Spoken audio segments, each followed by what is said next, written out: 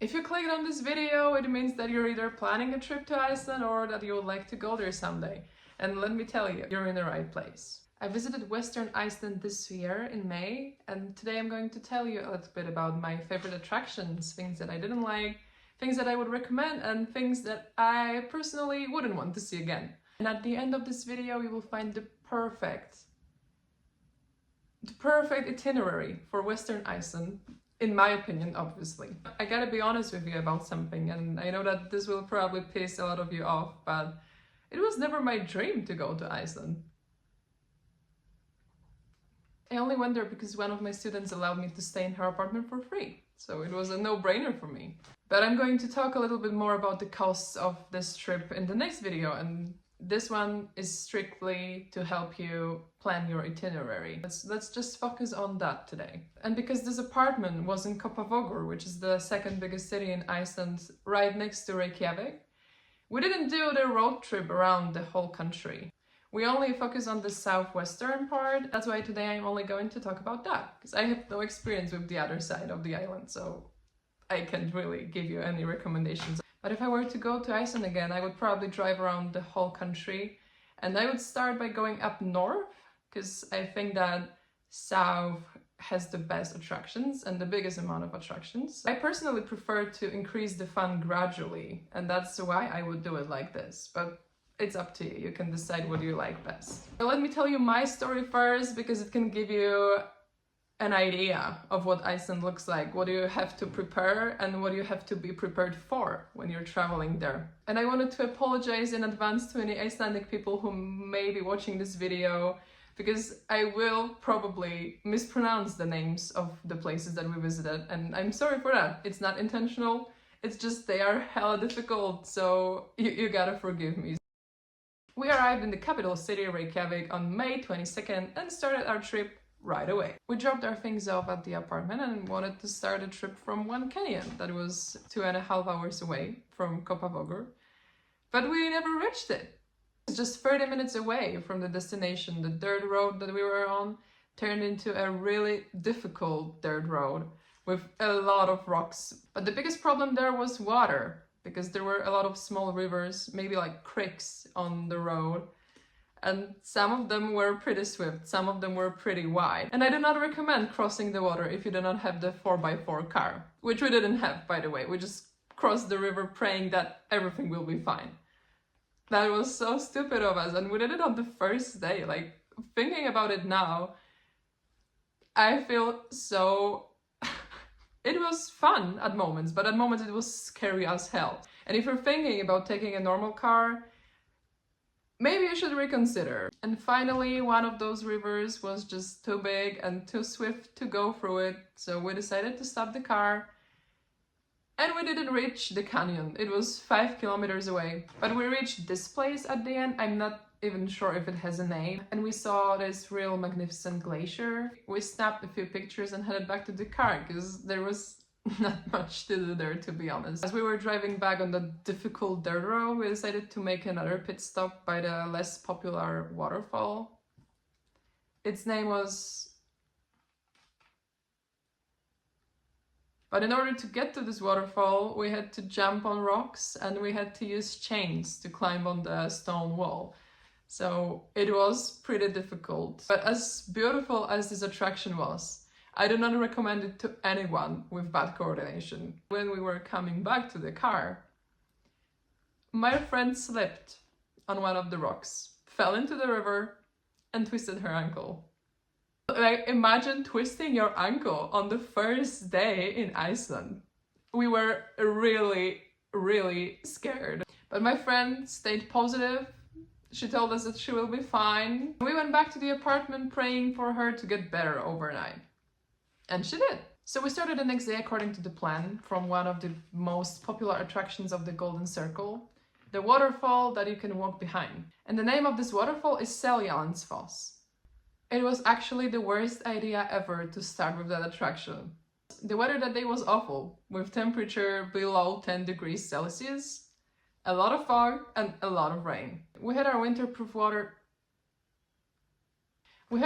winter jackets and raincoats, and still got soaking wet. I was probably dry from here to here, and the rest was just a disaster. That's why we didn't pay enough attention to this waterfall, and I don't even remember what it looked like. To be honest, I don't remember anything from that place, other than the fact that we got soaking wet. But I do definitely recommend going there, because it's one of the most popular places. But make sure to visit that attraction as the last attraction of the day, because otherwise the whole day will be ruined for you. We also didn't pay enough attention to the waterfall that was 500 meters away. Its name is Glyfra Buoy. I'm making a fool out of myself right now. We just gave it a quick glance and headed back to the car. We were miserable. I have never been this wet my entire life, and a few times I've been like completely wet, but this is the most wet I've ever felt, if you know what I mean. And because we were so miserable and cold and wet, we decided to head back home and not go any further that day. But as soon as we got the heating on in the car, we decided to go to one more place, and then we will go back home. It was Rainy Sviara Beach, the famous black beach, just 25 minutes away, 25 or 26, I don't remember, minutes away from these two waterfalls. We decided to give it a shot, because we are strong, we are from Poland, we can survive anything. And trust me, this was the worst ride of the day. Our car was like a sauna with all of that water evaporating from our hair, from our clothes. It was just a disaster. We reached the parking at Rainy Sviara. 5 minutes out of the car, we were literally shaking. We were so cold, we were shaking. But we tried to keep a straight face. We went to the beach, took a few pictures with the cobbled columns, and marveled at the water, marveled at the rock formations. But we stayed there for not more than 10 minutes, because we literally couldn't bear the cold. We headed back to the car. So remember that I told you we planned to go to Rainy Sviara and then go back home? Of course we didn't do that. We decided to pull through. So we made another stop in a little town, very cute town called Vik, with a famous red church on top, with a lot of lupin flower fields stretching for kilometers. It was really magnificent, but there was a lot of fog, so again, the fog ruined the view a little bit. And then after that, we took our little drivable sauna to the viewpoint called Dirolai.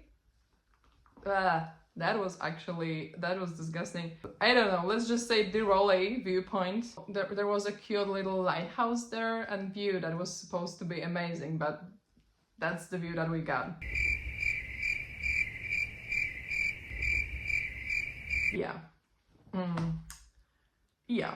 We were not lucky on that first day at all. That viewpoint was extremely windy, and that's worth noting because it actually helped us to dry our clothes a little bit. You know, we got used to feeling cold all the time, like hot and cold, because when we get out of the car we were super cold, and after we got in the car we were almost melting. And by the time we got to Skogafoss waterfall, the sun came out. Finally. And that made a huge difference. We got our power and hope back when we reached the top of the stairs next to Skogafoss, and the view from the top was just amazing. So I gotta say that Skogafoss was my favorite attraction of the day. And this is the place where we finally dried up. But after that it was time for us to go home.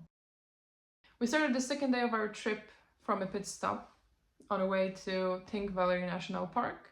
And the stop was on the side of the road, which probably doesn't have a name because I tried to look for it but I couldn't find anything.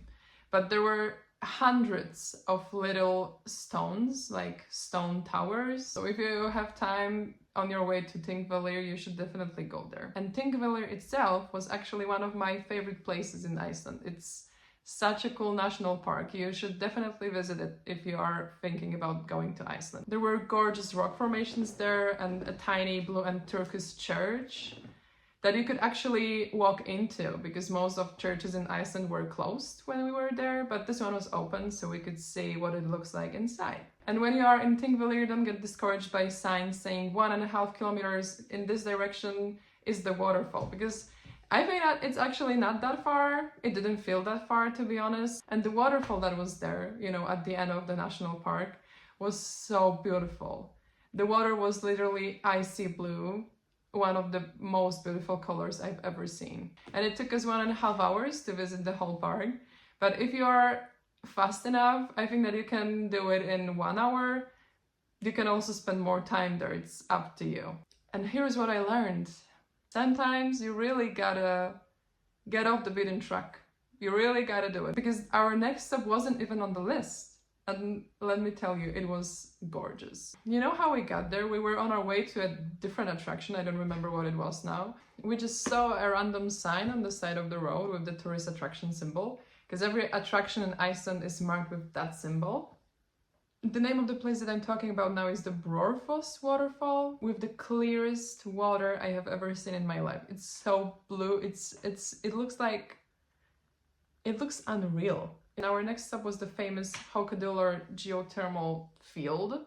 But what I liked the most about that field wasn't Geyser, the most popular geyser there, because there were a few that were much more interesting in my opinion. And even though this place is slightly crowded, you should definitely pay it a visit because it's worth it. Why am I getting closer to my phone all the time? And then off we went to Gullfoss, the biggest waterfall in the country, and the English name for it is Golden Waterfall. This waterfall is actually so big that you cannot see the bottom of it. The Golden Waterfall is not to be missed, so do not hesitate and go there for sure. The last place that we saw that day was Kerrit Crater, and that's actually pretty interesting too, because my student who was there 1 week before us literally told me that this crater is not interesting and she didn't like it. So I was a little bit skeptical at first. When we got there, I was like, what the heck, girl? What are you even talking about? It's beautiful. The sun came out again and made water very, very picturesque and just really beautiful. Actually, I lied to you before because Kerrit wasn't our last stop on the way. After that, we decided to go to one more place, which was the very tiny town called Selfoss. And long story short, I have a symbol tatted on my arm, and we found a place that is really, really similar to my tattoo. So it was like finding a home in a totally different part of the world, if you know what I mean. We went for a short walk in the town, and it was truly a pretty place. So if you have enough time, you should definitely pay it a visit. Our original plan for day 3 was to go to Reykjavik and explore the capital, but we had to change it because of the weather. As you may know already, weather in Iceland can change in a blink of an eye, so you have to always be prepared for that. So always make sure to check the weather a few times before you go somewhere. Instead of going to Reykjavik, we decided to go to Snæfellsnes Peninsula. I'm pretty sure that I pronounced it wrong, but whatever. Which a lot of people describe as miniature Iceland, which I can agree with to some extent, because it literally has everything that you want to see in Iceland. We started exploring that part of the country from Kirkjufell, which had pretty expensive parking compared to other parking lots in different places. But generally, it was a good place and you should definitely stop there. Just 20 minutes later, we reached Hellissandur, and if you are an artistic person like me, you should definitely go there. It's one of the most beautiful places in the whole country. It has the most magnificent murals ever.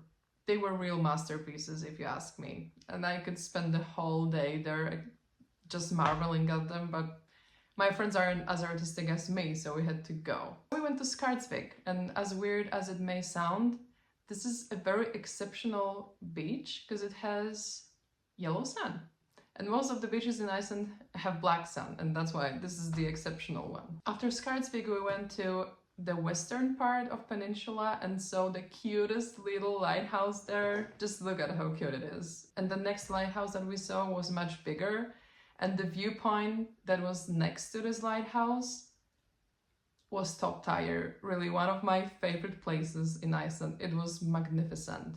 I gotta say that it was the best viewpoint on the whole island. Period. After that, we went to another beach. This time it was a black one, and the name of it was Djúpalssandur. We saw a lot of parts of a shipwreck there, you know, very rusty and old. I am the biggest fan of the ocean, so I would never say no to a quick stop on the beach. Our original plan was to end the day with a hike.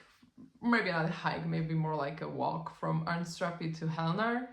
But we were running out of time and we were getting a little bit hungry. And going to the restaurant was not an option for us. Trust me, I am a student, my sister is a student, all of us were. And that's why we decided to finish our trip in Helnar viewpoint. The only thing that we saw there, apart from the amazing view, was the statue of Bardur, which is, if I remember correctly, the protector of Iceland. We made one more stop at Budakirkja, but it honestly wasn't the best attraction. It's pretty overrated, to be honest, so you can go there if you want to, but it's not a must, I think. That was the last attraction, but I gotta tell you one more thing. There was this big thing in the middle of the island that we thought was a mountain, and we took a few pictures of it.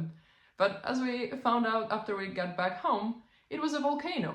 So sometimes when you see like a really tall mountain with snow on top in Iceland, it's probably a volcano. On day 4, we finally went to the capital, and let me tell you, this was one of the weirdest experiences I've ever had in capital cities. It's a very unusual capital because it doesn't have a lot of landmarks like Krakow or Paris or Rome, but it has a really cool vibe of a harbor city. It's something different, it's something cool because it's different. We wandered down the main streets and finally reached the Hallgrímskirkja, which is the most popular church. We stayed in that church for a couple of minutes and then went out.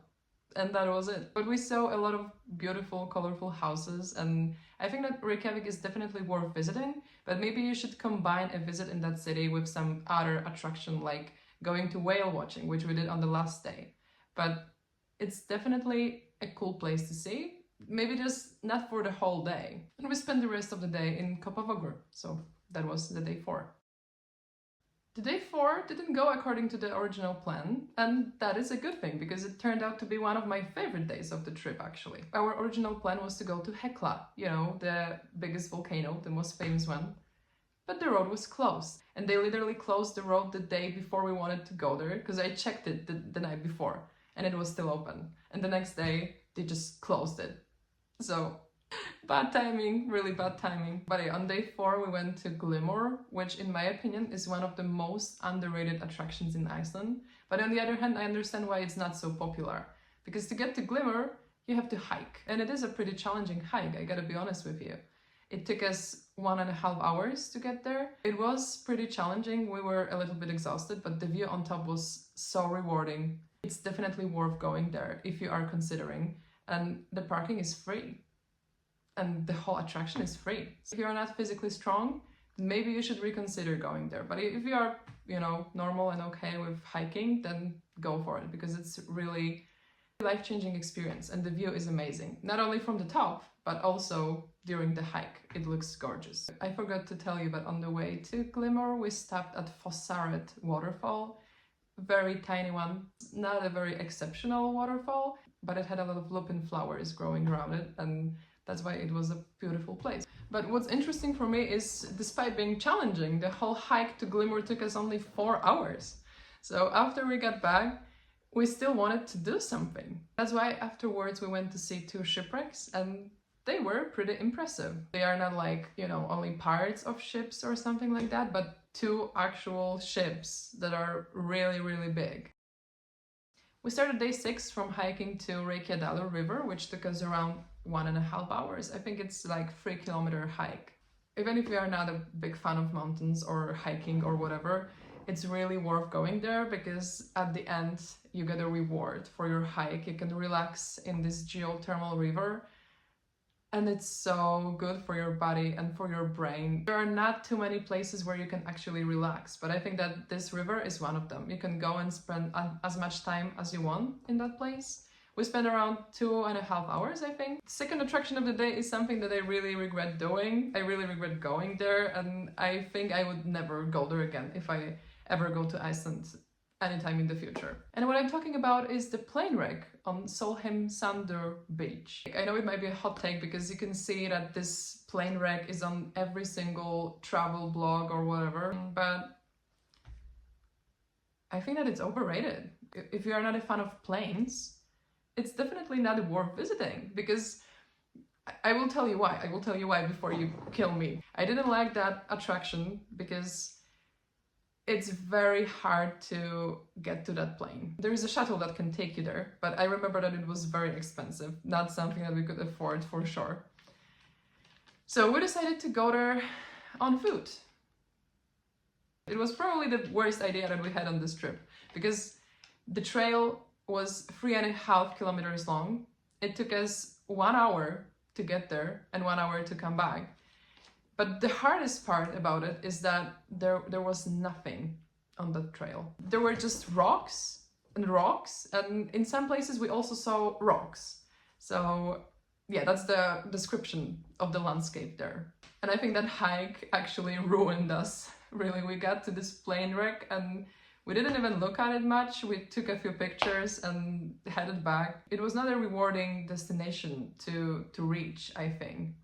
You know, it was different with that river that we went to before, because after a hike, we got a reward. But that plane wreck didn't feel like a reward at all. It was just boring. On 29th of May, we've already started running out of ideas, and we had one more day to organize. So it was really difficult, but we did it. We found some attractions, although some of them were pretty boring, and I will start from the boring ones because you can skip them for sure. And one of them was definitely the crater that we started from.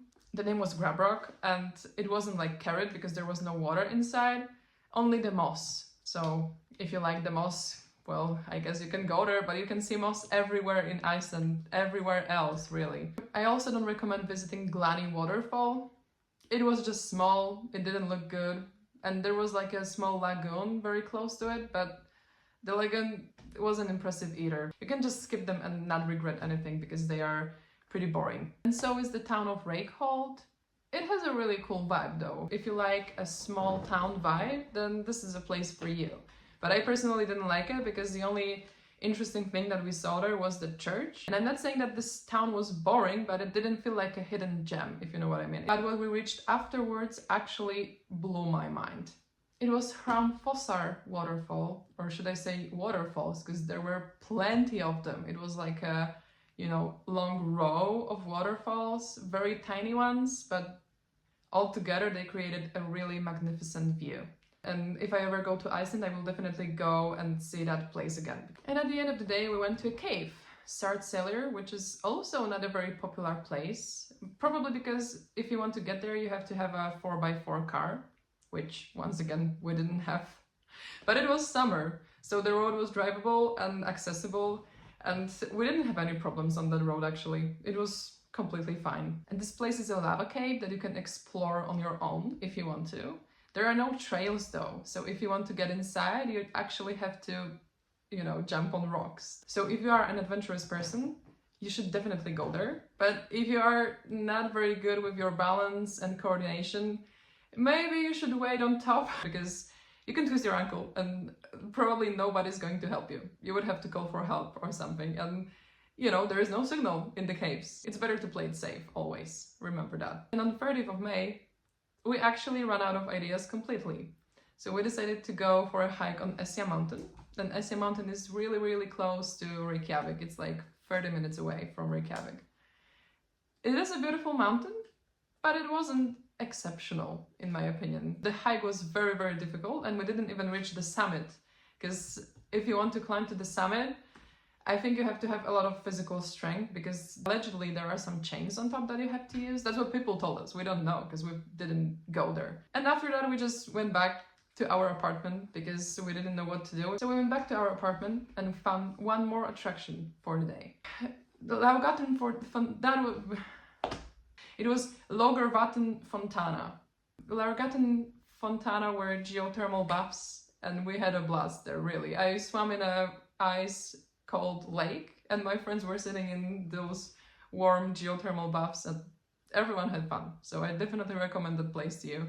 But there are thousands, maybe not thousands, but like hundreds of different geothermal baths in Iceland. So you can find something for yourself even closer than the Fontana. And finally, on our last day, we went whale watching. And I think that this experience changed my life forever because it was always my dream to see a whale and I actually had the chance to do it. This creature was so magnificent that I still reminisce that moment when I saw it for the first time. If you are considering going there, you should definitely do it. It's a life-changing experience, like I said. So yeah, that's the end of the trip.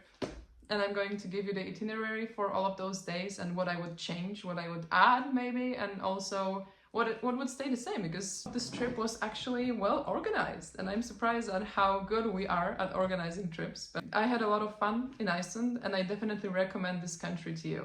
It's just worth it, there's nothing else to say. Thanks for watching the video, and I hope to see you in the next part about the coast of the trip, because Iceland is one of the most expensive countries in Europe for sure, and I did it as a student on a budget, so you can do it too. I will tell you how in the next video. So have a good one. Bye.